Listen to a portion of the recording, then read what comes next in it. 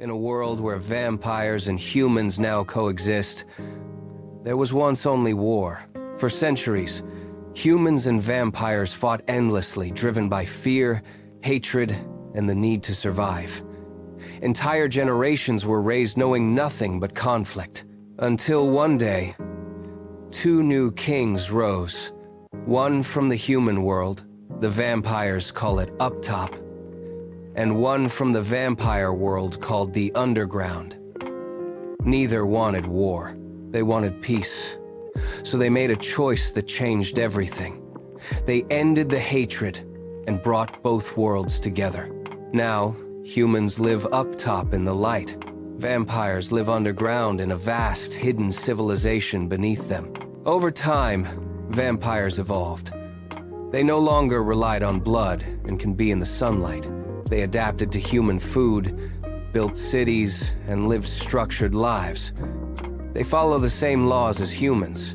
No killing, no stealing, no chaos. Vampires are even welcome up top. They can work, visit, and even form relationships with humans. But one rule stands above all. No vampire is allowed to use their powers up top, because that peace depends on trust. But deep beneath the underground, there are still dangers. Evil vampires, and worse, beasts. Creatures that reject order and live only to destroy. If they ever made it up top, innocent human lives would be lost. So, a group was formed. The Defenders of the Underground. Their purpose is simple: protect the balance. Stop the threats below before they ever reach the world above. Now in this world lived three siblings, John, Lisa, and Sarah.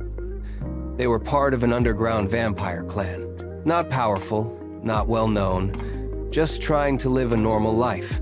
After losing their parents, they leaned on each other to survive. John became the responsible one. Lisa kept the family strong. Sarah held on to hope. And then there was Mark, a close friend. Not their brother by blood, but family in every way that mattered. The four were inseparable. They shared their best moments, trips, adventures, and the day the siblings finally got a place of their own. And they shared their worst. The siblings lost their parents. Mark lost his father. Through it all, they stayed together. Then, at the age of 30, everything changed.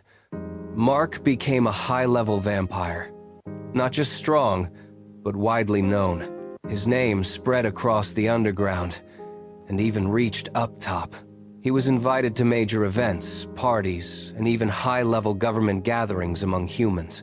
People didn't just admire him, they wanted to learn from him. They started calling him the teacher. Mark began holding classes in parks and massive stadiums across both worlds. Crowds gathered to hear him speak, to understand how he rose so quickly. He built a following, and eventually, he chose disciples, people he trusted to carry his knowledge forward because even he couldn't be everywhere at once. They would pass on what he started to the next generation. But through all of it, Mark never changed with them.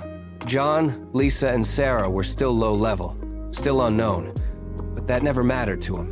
He still spent time with them, still laughed with them, still treated them the same, because no matter how high he rose, they were never beneath him.